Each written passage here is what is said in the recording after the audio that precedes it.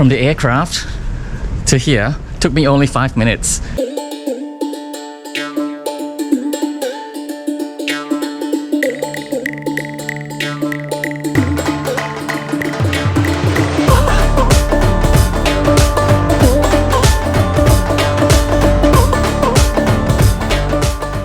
G'day everyone, and thanks for tuning into the final episode of this truly epic travel series. We begin our video in the midst of chaos, shoving and pushing. So let's get cracking into this exciting journey. And g'day guys, welcome back to one of my videos, and I'm coming to you from Colombo International Airport here in Sri Lanka. I'm on the final leg of my journey back to Australia, and I really arrived here this morning at 10:30. So I have about a 16-hour transit, so I've really spent the whole day here in Colombo already, and I was staying at the Golf Face Hotel, so I highly recommend you check out the video. Anyway, so I gotta get into the airport, and as you can see behind me, this place is chockers at the moment.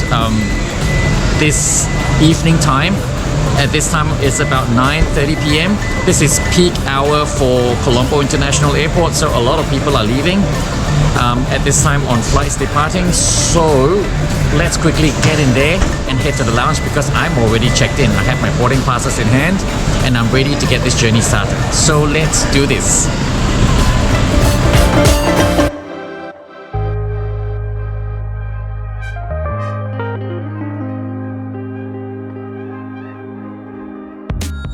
If you're new to my channel, my name's Ryan. Born and bred in Singapore, I now call Australia home, and I create heaps of travel and food related content. This episode today is just a small part of a wider travel series which started in Sydney, Australia a week and a half ago. I flew to Seoul in South Korea, where I spent a few days eating and eating like there was no tomorrow. My first experience on a bullet train brought me to Busan, where my gastronomical tolerance was tested to the limit. I got into so much trouble at the airport there, I was sent packing in the opposite direction after getting denied boarding. I thankfully made it to Thailand the next day, where my foodie adventures continued in both Bangkok and Chiang Mai. This morning I arrived in Colombo, where I spent the entire day at the historical and iconic Golf Face Hotel, which brings me here tonight. One final long-haul flight to Melbourne. If punishing itineraries like this one is down your alley, why not hit the subscribe button and bell icon? Oh, smashing the like will also encourage me to keep prodding along to produce more videos like this one. So here's the thanks, because your support is very much appreciated. I live for chaotic airports. There is no discernible line on where are we supposed to line up. So we just go with the flow, I suppose. And but at least it's moving, or I think it's moving. So everyone has to be security screened before they get into the terminal building. Yeah. Over the last 2 decades, the country has been at the receiving end of some of the most heinous attacks unleashed on soft targets. One of the most daring was right here in 2001, where the military air force base across the road was attacked, and this led to the airport receiving some of the gunfire, where several parked Sri Lankan Airlines aircraft were blown up. So it's not surprising security checks around the airport, from the time we drove into the compound to trying to enter the terminal on foot, is all very heavy. So make sure you cater enough time for this. On entry into the terminal, the peace from the chaos out there was brief. Because before I could blink and say I'm a celebrity, get me out of here, there was another snaking line to navigate. Although by comparison, this one was a lot more sane. The final security check was for entry into the check-in area. Bandara Nike International isn't a huge airport. The size of the public areas are probably similar to Sydney Central train station. So the amount of human traffic it handles is pretty astounding. This international terminal opened in 1967, and if it looks like it's bursting at the seams, You're not wrong. A new international terminal is presently being built and will be opened in 2025. If you're traveling with Sri Lankan Airlines in economy class, you'd have another huge line to navigate here to reach the check-in counters. So it is now just after 10:03 to be exact. So it's taken me, I arrived at the airport at 9:30, so it's taken me 33 minutes to clear that chaos down there. The first line was the crazy crowd just to get into the terminal, and after that was another crazy line to get into the check-in area. Yeah, and also if you're flying Sri Lankan Airlines, oh my god, did you see that crowd? They have a lot of counters open for Sri Lankan, but the amount of passengers checking in for economy class is just crazy.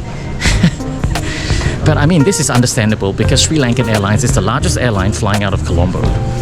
Yeah, but from what I could tell, the business class line was empty, but the economy class lines were just madness down there.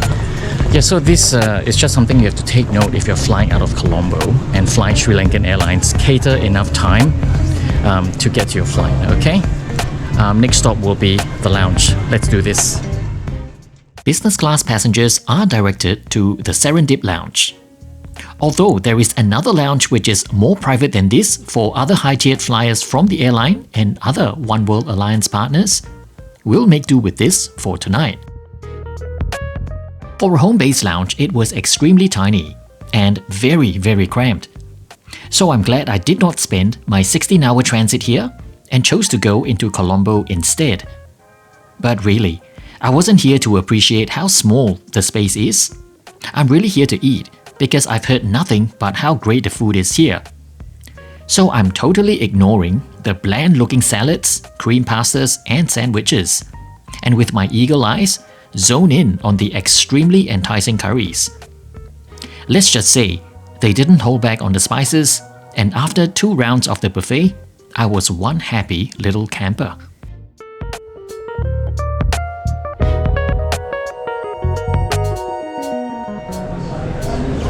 I was dozing off in the lounge. I am so tired. I am so sleepy. I woke up at 5 a.m. this morning in Bangkok, which means it was 3:30 a.m. here in Sri Lanka. It is now about 11:30 p.m., which means I've been awake for about 21 hours now. And bearing in mind I'm still dealing with jet lag from the entire trip before this, so it's really taking a toll on me now. I am just so tired, so exhausted. Yeah, so I decided not to stay in the lounge because I was just falling asleep at the seat. So I'm gonna come out and walk around to wake myself up. Yeah, anyway, so I'm gonna head to the gate to take a seat there, and hopefully I'll wake up a bit for the flight. Yeah. Jet lag is a bitch. While I'm always excited to embark on these intense trips, normally right about now at the tail end, I'm ready to go home because I'm exhausted, short-fused, and really hanging by a thread to hold it together. How do you deal with jet lag? I'd love to hear from you in the comments. We were supposed to depart at 12:30 a.m. But just after midnight, our aircraft crept into the gate looking extremely sorry. This aircraft had just arrived from Melbourne almost 2 hours late. And this is one thing you've got to psych yourself up for: delayed or cancelled flights with Sri Lankan. Time to read the fine print of your travel insurance, eh? By the time boarding really began, we were inching towards 12:45 a.m. Nevertheless, I was just thankful this flight was not cancelled because it is always a worrying sign when you see the engines getting poked at by ground engineers. Taking us on this long-haul red-eye flight tonight is Alpha Lima, Quebec, an Airbus A330-300 series which first flew in December 2015, making her just over 7.5 years old at the time of writing. Just like my previous flight from Bangkok, the crew were all masked up and stood at a distance as I boarded. This being a much larger aircraft, they might as well have been in a different postal code. So there was none of that warm welcome I was hoping to receive. As this flight was already running late, everyone was rushing about trying to prep for departure. Welcome on board the business class cabin of the Sri Lankan Airlines Airbus A330-300. It seats 28 passengers in this comfy Collins Aerospace reverse herringbone configuration, making sure everyone has direct access to the aisle. Truly, some of the best business class seats in the business. Tonight I'm seated in 7A, which is missing a window, and extremely close to the noisy galley. It was also the last seat available when I booked this flight. But the world has bigger problems, so I'll make do with what I have. Waiting for me at the seat was a headset, this thick comfy pillow which I would later drool into, and some slippers and a blanket randomly placed about. There is also this reading lamp which is useful for filming in the dark, and a touchscreen remote to control your PTV. Various charging ports are thoughtfully positioned here, and these are seat controls, which are so well fingered. The last row is also great for extra storage here below the magazine rack. Here is the coat hook if you're too buggered to store your coat up there, and the large PTV folds out by pressing a button here. While this reverse herringbone seat is great for privacy, there is a severe lack of storage for your hand carry. So everything goes up there. And since everyone was in the game of exposing their waist tonight, I thought I'd jump on the bandwagon as well. But don't think I look as good as the crew though. Continuing with the seat tour, there is an armrest which can be raised and lowered to the side. The tray table is deployed from the left, and with the lowered armrest, makes getting in and out of the seat possible during meal service. And finally, the legroom. The heels are definitely alive with the sound of music. You can look like $1,000,000 crossing your legs and uncrossing them again like Sharon Stone. Truly an amazing place to spend the next 11 hours of my life in. With passengers mostly settled, service can finally begin. Welcome drink was what looked like a glass of jizz, but it was really a refreshing and welcoming serve of coconut water. Absolutely yummy. I ended up asking for more. It's a long-haul flight in business class, so a comprehensive menu was also given out. And let's not forget the scented hot towel service. If you aren't relaxed by now, it's really not the airline, it's you. I truly live for flavor. The flight from Bangkok to Colombo sadly didn't offer much in terms of Sri Lankan cuisine. So I was happy to see that it was catered on this flight, but only for the second meal service before landing. That's okay. Good things are worth waiting for. The excellent and famous Sri Lankan hospitality began right about here. Before pushback, our meal orders were taken for dinner and breakfast. While dinner choices were a little meh, the cabin crew here noticed how my face was all lit up for breakfast because there were 3 Sri Lankan choices on offer. I obviously went for the fish curry, and she warned it would be spicy, but decided she would set aside another serve of a sweet Sri Lankan dish should the spice become too much. She took the trouble to figure out where I was traveling from and took note of what a long day I've had, and in her words, "Sir, okay, first you eat quickly, then you sleep, okay?" And with a little chortle, she disappeared down the aisle in preparation for departure. By the time pushback began, we were running almost an hour late. But since I was at the pointy end of the aircraft, I wasn't exactly in a hurry for this experience to end. But nonetheless, let's take off now and get into the air to head towards the great brown southern land I call home.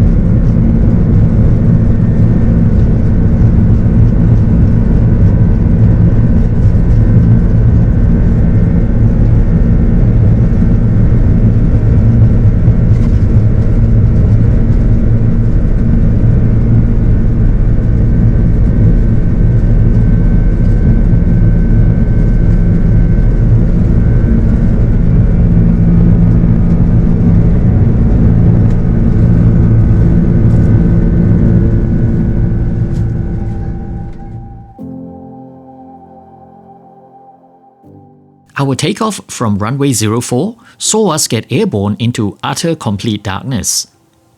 Majority of our journey would be over the vast Indian Ocean, one of the loneliest body of water on Earth. We would make landfall close to Shark Bay in Western Australia, where our journey would continue and overfly my home of Adelaide.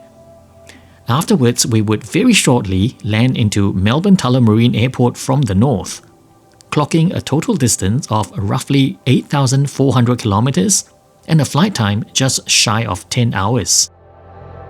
As soon as the crew were released from their jump seats, they sprung into action to ensure the dinner service was speedy to maximize sleep. And it started with the bar service, which came with a warm ramekin of cashews and more of that delicious coconut water. The main dinner service soon rolled around. By now, it was way past 2 a.m. in Sri Lanka. To say my body clock was messed up to the point of no return was a serious understatement. But with the friendly chatty crew perking you up, you'd almost feel bad for not eating. They tried to offer me wine, an extra bowl of fruits, and even some delicious looking choices from the bread basket. I had to decline because I just really wanted to get to sleep as soon as possible. Meals on Sri Lankan in business class is served in a single tray. But my god, it is a huge generous serve of food. I made the same observation on a previous flight. This must be the largest ever serve of mains I've ever seen on any single tray service. There was an impressive choice of 4 options, and I decided on the seafood noodles. It's a very simple dish, so if you want to present it simple, there is really nowhere to hide. It was random pieces of seafood placed about with stir-fried noodles. There was also a side of punchy black pepper sauce. Is it the best looking meal? No. But was it tasty? Hell yeah! This feels like an Aussie Chinese takeaway where you get an empty box for $10 and you fill it with whatever you like. So this was a comforting, hearty serve of supper. With dinner done and dusted 90 minutes into flight, I could not wait to deploy the bed. This seat transforms into a fully flat bed, which for me at this stage was incredibly grateful given how exhausted I was. I've been awake since Bangkok yesterday morning, and it did not take much for me to lay down and feel my body just give up. I'm not a large-built person, so I thought the width was adequate for me to move about. And also there was enough space in the footwell. And just as we traverse over the equator, it's time for me to say goodnight, sink my head into the soft, luscious pillow, and start drooling. So I'll see you all again when I wake up. Well, a very good morning to all. Or is it good afternoon? We lose many hours flying east, so while it felt like morning, it's really afternoon right now over Western Australia as we coast in just north of Shark Bay. I had a solid sleep of about 5 hours, which was just what the doctor ordered. There was still a fair chunk of flying time left, so it was straight to the movies I've always wanted to watch. Mindless, brainless, and nothing too complex for the jet-lagged. As the cabin started to stir, hot towels began coming down the aisle. This could only mean one thing. It was time to eat again. Now this was the part of the flight I was most looking forward to. After all, it's one of the reasons why I chose to fly them. Because of my preference for heavy flavors and spices, I could not wait to devour what laid ahead. As promised, I was presented with the first option of a trio of milk rice, which was accompanied by an extremely pungent, punchy fish curry, and a side of onion, chili, and lime sambal relish.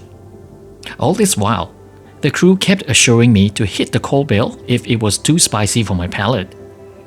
Sat on the tray was also fresh fruit and a bowl of buffalo curd. Once again, this was all a very generous serve. And here's the moment of truth. Being born and bred in Singapore, having rice cooked in milk is really nasi lemak. So this dish here is not dissimilar. Milky tasting rice accompanied by very punchy tasty side dishes. And this fish curry, oh my damp underpants. It was very spicy, my pores opened up immediately. The explosion of flavor was just pow! Extremely flavorful, very enjoyable. The sambal was also heavily spiced, but man, this is definitely not meant for the Western palate. But for me, I'd fly Sri Lankan again just to have this dish. That milk rice dish was everything. Absolutely sensational. As I move on to savor this bowl of buffalo curd, the crew came about and presented me with the sweet option. It's a Sinhalese dish called lewaria. It's a rice flour string hopper and wrapped within are caramelized grated coconut. This version on Sri Lankan was pimped up with sides of a pineapple compote and a mixed fruit compote. I'm seldom a sweet person when it comes to food. While I enjoy savory dishes a lot more, this string hopper and that toasted coconut, I cringed with so much joy. Because the coconut has been toasted to perfection, it has released so much of that coconutty goodness. Together with all that sugary caramelization, this made for one truly delicious plate of heaven. Let's not forget to pair it with the stewed fruits. And this combination was the perfect end to my lesson on cultural gastronomy. I strangely enjoyed this a lot more than the fish curry. After that amazing breakfast, or was it lunch? Or maybe it was an early dinner. I wasn't sure. We're now nipping at the southern tip of the beautiful Eyre Peninsula over South Australia, and the local time is just after 3 p.m. which also means we'll soon overfly Adelaide. So it's time for me to gather my thoughts and summarize today's journey. On so many levels, my heart goes out to Sri Lanka. After decades of civil war, a devastating tsunami, bombings in Colombo, COVID-19, and now the crunching collapse of the country's economy. How much more can one country take? I kept hearing all these bad news, but these were also juxtaposed with stunning images of the country's beautiful scenery. It came to a point I could no longer give myself any more excuses, which is why I decided to get off my ass and fly Sri Lankan. The country's struggle is also paralleled within the airline. They are swimming in a massive debt which was taken over by the government in March 2023. Until new owners are found, the airline's future will remain somewhat uncertain because the government themselves are too broke to keep the airline afloat. Which is such a shame, because Sri Lankan hospitality is world-renowned. And while this flight's service had a slow start, it was later on full display. And it's very clear, the in-flight service is top-notch and seriously second to none. The crew so effortlessly anticipated my every need, and the meals were just flawless. So this comes to show, you don't need to work with some famous Michelin star awarded chef for your meals to shine. And shine bright they did. I'm somewhat a traditionalist when it comes to long-haul business class meals, white linen, and courses served separately. If you want to do it in a single tray, it better be as good, if not better, than Sri Lankan's, because this is how it's done. Top quality, generous serves of food, which leaves no one second guessing. Of course, the airline has its flaws. The hardware is a little dated and rough around the edges. Not to mention the delays. So fly them at your own risk. But I took that risk and came away not just impressed, but extremely touched and endeared. Not just by the airline, but by Sri Lanka as well. And because of this, I cannot wait to return and feature Sri Lanka on my channel. Until then, let's look forward to arriving into Melbourne International Airport.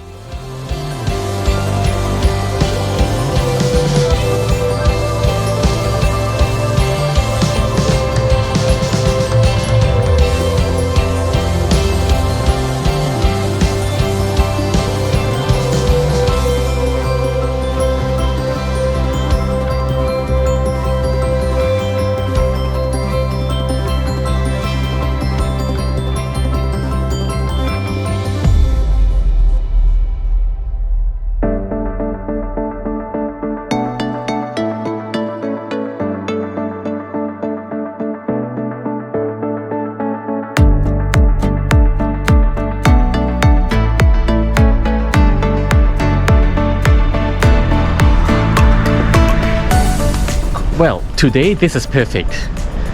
From the aircraft to here took me only 5 minutes. It's about 4:35 right now. Oh my god, the airport is so empty. Yeah, 4:35. This is a good time to arrive in Melbourne. Remember my last international Melbourne arrival was such a kerfuffle. Yeah, anyway, that was Sri Lankan Airlines for you. I mean, what an amazing experience the entire journey is. I mean, it took me, well, let's do a little math here. It is now 4:30. Yeah, so I woke up in Bangkok yesterday at 5 a.m. to begin this journey.